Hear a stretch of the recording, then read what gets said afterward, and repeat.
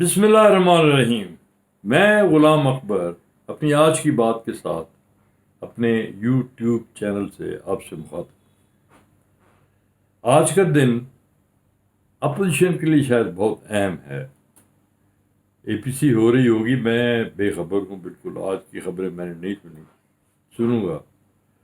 कल की सुनी, उसमें बड़े अज़्म के साथ इरादा किया गया कि हुकूमत हटाओ मुहिम शुरू की जाएगी। अब ये हुकूमत हटाओ मुहिम कोई नया कॉन्सेप्ट नहीं है। 1990 की पूरी रिहाई मुस्लिम लीग नून और पाकिस्तान पीपल्स पार्टी के दरमियान यही म्यूजिकल चेयर्स का खेल खेलते हुए गुजरी। जब बेनज़ीर हुकूमत में आती थी तो नवाज शरीफ हुकूमत हटाओ मुहिम का आगाज फौरन कर देते थे।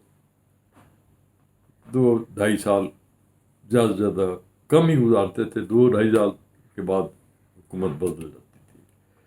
जब नवाज शरीफ हुकूमत में आते थे तो मोहतरमा बेनज़ीर भुट्टो लॉन्ग मार्च में हुकूमत हटाओ मुहिम शुरू कर देती थी। ये खेल नया नहीं है। इसका खमियाजा भी भुगता है पाकिस्तान की सियासी जमातों ने, ख़ासतौर पर दोनों जमातें जो इस वक्त गले मिल रही हैं, जो कल तक दुश्मन थी, खून की प्यासी थी एक दूसरे की।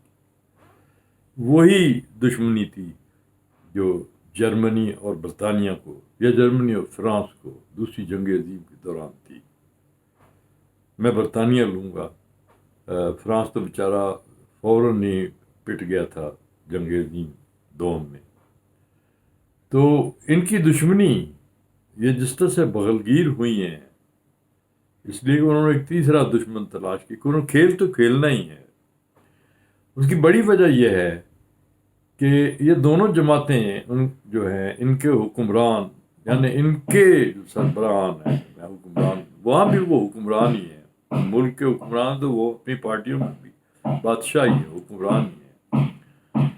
तो उनके सरबराहान की सारी दौलत जो है उसके अंबार खड़े किए गए इसी इक़्तिदार के दौरान, जो 10 साल के दौरान में मिला। और उसके बाद फिर 2008 से शेयरिंग हुई। 5 साल जरदारी साहब को मिले, 5 साल फिर नेशनल लीग को मिले। गोया 20 साल इन्होंने आपस में बांटे हैं। 10 साल पीपल्स पार्टी के हिस्से में आए और 10 साल मुस्लिम लीग नून के हिस्से में आए। और इन 20 सालों में इन्होंने मुल्क को तबाही और बर्बादी के किनारे दहाने पर ला खड़ा किया। मैं अब थोड़ा सा वापस जाना चाहता हूँ। असल में मेरा ये मौजू, मैं इस पे तो अब आइंदा ये देख लें कि ये अपोजिशन कौन सा नया जादू लाती है मैदान में। पहले भी वो खेल चुके हैं ये खेल। इस दौर में उनकी कोई अभी तक नहीं चली और न चलेगी, क्योंकि पहली दफ़ा मैं कामरान खान का ट्वीट पढ़ रहा था। वो बड़ा खूबसूरती से उन्होंने बड़े सिंपल लैंग्वेज में उन्होंने ट्वीट किया कि इस दफ़ा पहली दफ़ा सिविल मिलिट्री गवर्नमेंट यानी इश्तराक फ़िक्र अमल के साथ बरसर इक़्तिदार है, और इसको हटाना किसी तहरीक के बस की बात नहीं है। क्योंकि एक तरफ मकबूल सियासी जमात है और दूसरी तरफ मुल्क का सबसे मकबूल इदारा है। बहरहाल मैं अब वापस जाना चाहता हूँ 1970 की दिहाई में, जब मैं भुट्टो मरहूम के खिलाफ एक जंग लड़ रहा था। एक बिल्कुल ज़ाती जंग थी, क्योंकि मैंने 1971 बल्कि 1971 दिसंबर तक जनाब भुट्टो की एक तरह से परस्तश की थी। हीरो वर्शिप जिसे कहते हैं, परस्तश लफ्ज़ गलत है, हीरो वर्शिप अंग्रेज़ी में चल जाता है। उसके बाद अचानक मुझे पता चला कि भुट्टो साहब के लिए मशरक़ी पाकिस्तान नहीं था, मुस्लिम बंगाल था। तो मेरी उनके साथ जंग शुरू हुई। मैंने एक रिसाला निकाला जिसका नाम था इश्तराक। ये 3 बरस तक मैंने بھٹو صاحب کے خلاف تنہا میرے ساتھ ایئر مارشل اصغر خان بھی. میں آج انکشاف کرنا چاہتا ہوں. ایک سٹیج آئی تھی 1973 میں جب ایئر مارشل صاحب نے ایک ایگریمنٹ کے تحت جو میرے پاس آج بھی اس کی کاپی محفوظ ہے, میرے ساتھ پارٹنرشپ کی تھی. میں تحریک استقلال کے لیے کام کر رہا تھا اس لیے کہ وہی ایک متحرک سیاسی جماعت تھی بھٹو صاحب کے خلاف.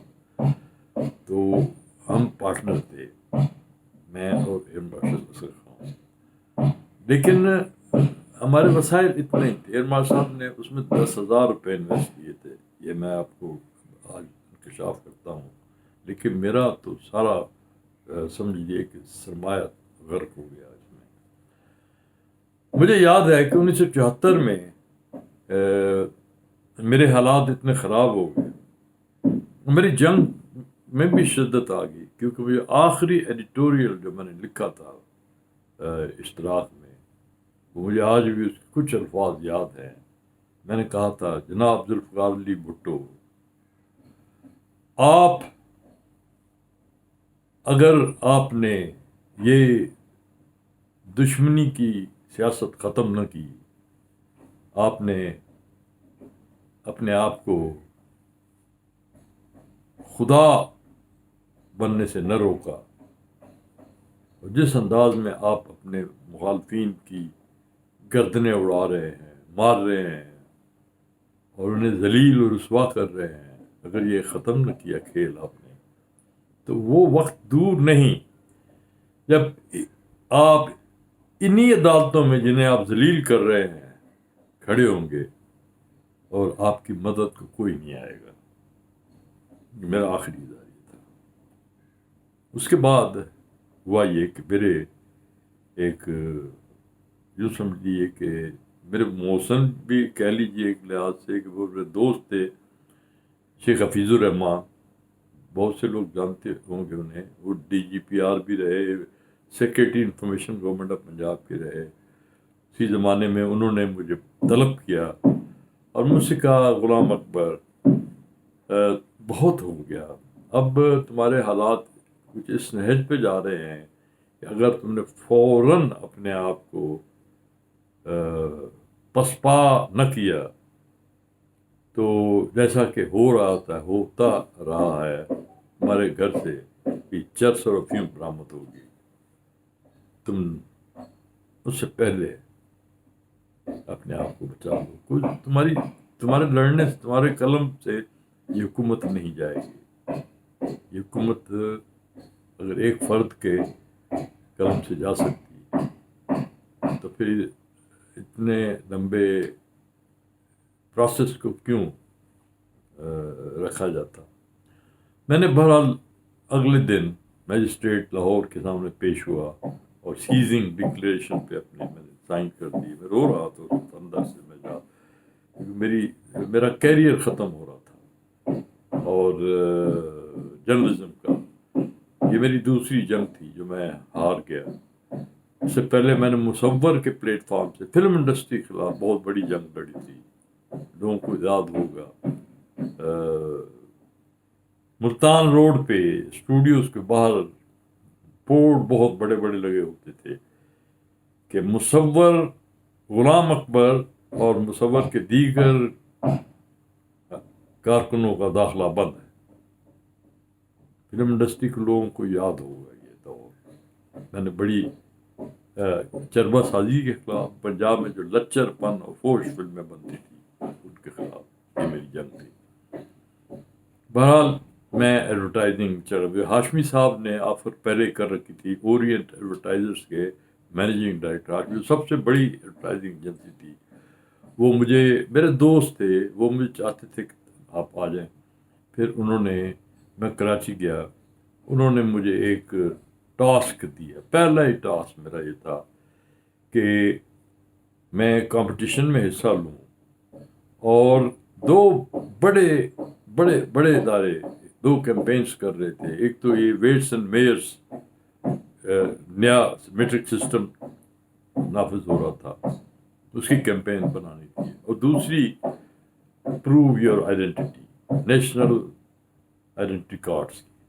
یہ دونوں کیمپینز میں ایڈورٹائزنگ سے اس وقت تک میرا تھا تعلق، اس لیے کہ میں کوہستان کے زمانے میں چونکہ ڈائریکٹر ایڈورٹائزمنٹس تھا، اس لیے میرا ایڈورٹائزنگ ایجنسی میں آنا جانا رہتا تھا، مجھ سے کافی رائٹنگ کروایا کرتے تھے، لیکن پھر بھی یہ دو ٹاسک میرے تھے اور مجھے فخر ہے کہ میں نے دونوں کیمپینس جیتی۔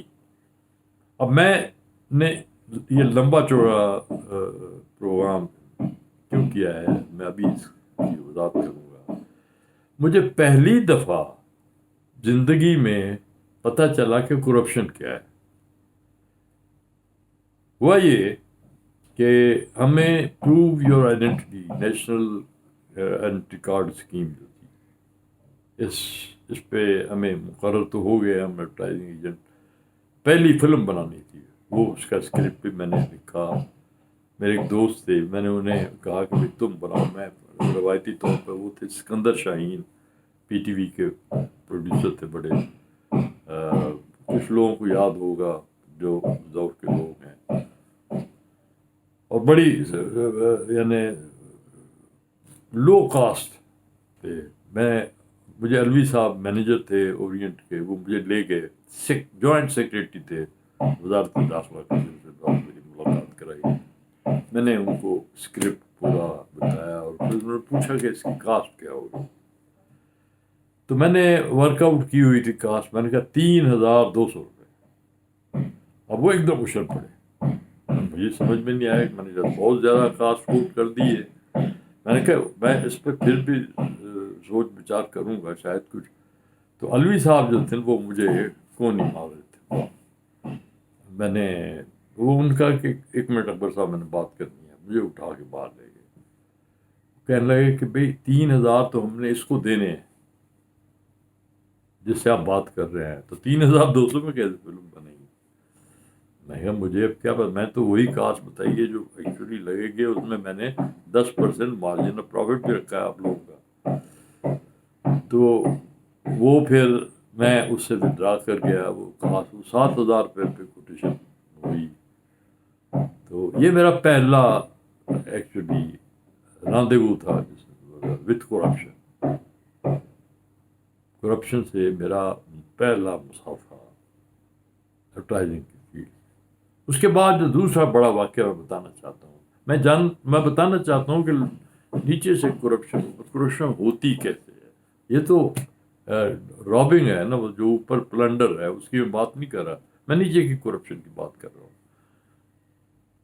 میں تب مڈاس بنا چکا تھا، کافی عرصے کی بات ہے، اس واقعے سے میں نے بتایا 74 کا واقعہ ہے، میں اب 82-83 میں آ گیا، مڈاس بن چکی ہے ایک بڑی ایجنسی، اورینٹ سے ہی کمپیٹ کر رہی ہے لیکن دوسری بیماری قائم ہے، تو ایک سیو انرجی اس زمانے میں پروجیکٹ تھا، بایو گیس کے پہ کیمپین بن رہی تھی، اس میں قریشی صاحب تھے، ایک وہ رشتہ دار تھے جنرل ضیاء کے، ان کے ساتھ میرا رابطہ رہتا تھا اورینٹ کے زمانے، جب میں اورینٹ میں تھا تو وہ آئے لاہور، انہوں نے پی سی میں ٹھہرے، مجھے ٹیلی فون کیا کہ میں آپ سے ملنا چاہتا ہوں، میں حاضر ہو جاتا ہوں، میں آپ چلا گیا ان سے ملنے کے لیے، انہوں نے مجھے ایک چھوٹا سا بکلیٹ، یہ بالکل پاکٹ سائز وہ دیا کہ یہ ہم نے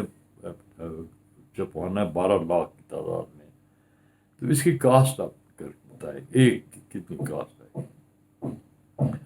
میں نے کہا میں رفلی، چونکہ میں تو اس پروفیشن کا آدمی تھا، اخبار بھی میں چھاپتا تھا، تو میں نے رفلی ایک کاسٹ کیلکولیٹ کیا، میں نے کہا جی یہ 60 پیسے تک بن جائے، 60 پیسے پر کپ، 60 پیسے، میں نے کہا ہاں، نہیں پھر آپ سوچ، پھر غور کر لیں، اچھا میں ہو سکتا ہے کہ 58 ہو جائے، 57 ہو جائے، لیکن میرا رفلی انداز یہی، اچھا ٹھیک ہے، آپ پھر میں انشاءاللہ آپ سے بعد میں بات کروں گا۔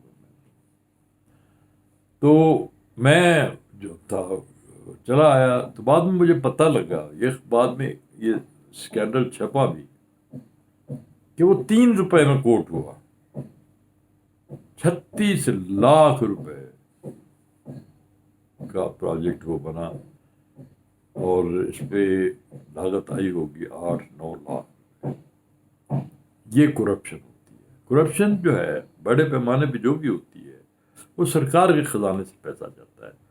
ایک اور دوسری آپ یوں کہیے کہ جیسے پی آر ایکسپینسز کہتے ہیں کہ آپ کک بیک دیتے ہیں. آپ اپنی آمدنی میں سے آپ نے 200 روپے کمایا 50 روپے کک بیک دے دیا. وہ آپ کا وہ بھی غلط ہے, لیکن وہ ایک کک بیک ایک الگ چیز ہے. وہ ایک بارگیننگ میں آ جاتی ہے بات, جس طرح دکاندار کے ساتھ آپ سودا طے کرتے ہیں. وہ بھی ہے کرپشن ہی, لیکن بہرحال حکومت سے وہ آپ کے خزانے کو نہیں لوٹا جاتا. اصل کرپشن یہ ہے جس کا میں نے ذکر کیا ہے. تو یہ بھی جو بڑے بڑے ہوتے ہیں لوگ, یہ پروجیکٹ بڑے بڑے پروجیکٹ, موٹر وے بن رہی ہے, مطلب یہ کہ وہ اب اس کی معلوم ہے کہ فیزیبلٹی تیار ہوئی ہے, اربوں روپیہ جا رہا ہے, اربوں روپیہ جو ہے وہ لوگوں کی جیبوں میں چلا جاتا ہے. میں تو چھوٹے پیمانے کی بات کی. تو یہ جو اپوزیشن ہے یہ یہی لوگ ہیں, یہ اب جنگ لڑ رہے ہیں اپنی دولت کو, لوٹی ہوئی دولت کو بچانے کی آخری کوشش. اور ان کے پاس کیونکہ انہوں نے اتنی دولت لوٹی ہے کہ اگر 10-20-25% خرچ بھی کر دیں اپوزیشن کی تحریک چلانے میں, لوگوں کو خریدنے میں, تو انہیں گھاٹے کا سودا نہیں ہے. لیکن اس دفعہ ان کی بدقسمتی یہ ہوئی ہے کہ ان کے خلاف جو حکومت ہے وہ بالکل شیشہ بنی ہوئی, شیشہ پلائی ہوئی دیوار, جس طرح میں محاورہ غلط بول گیا, کی طرح کھڑی ہے.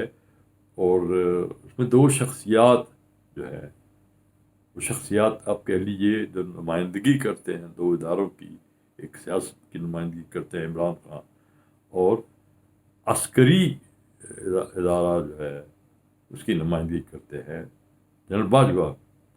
اب ان دونوں کے درمیان جو اشتراک فکر و عمل ہے اس کا مقابلہ کرنا نہ پیپلز پارٹی کے بس کی بات ہے, نہ مسلم لیگ نون کے بس کی بات ہے, اور مولانا فضل الرحمان کے بس کی بات تو ہے ہی نہیں. وہ سب سے پہلے ہی کہہ چکے ہیں کہ بھئی اگر تمہیں جنگ لڑنی تو استعفیٰ دو اسمبلیوں سے. یعنی وہ بھگانا چاہتے ہیں انہیں کہ بھئی استعفیٰ دو اور اس کے بعد گھر جا کے سو جاؤ. اب میں ایک چیز ایسے ایک وائنڈ اپ کرنے سے پہلے ایک میں آئیڈیا تھرو کرنا چاہتا ہوں. اگر فرض کریں کہ استعفیٰ دے دیتے ہیں, یہ پاسبلٹی ہے, اگر یہ واقعی سچ اس حکومت کو ڈیسٹیبلائز کرنا چاہتے ہوں تو استعفیٰ دے دیں. استعفیٰ دے دیں گے تو ظاہر ایک مجبوری ہو جائے گی کہ آپ کو دوبارہ الیکشنز کرانے پڑیں گے.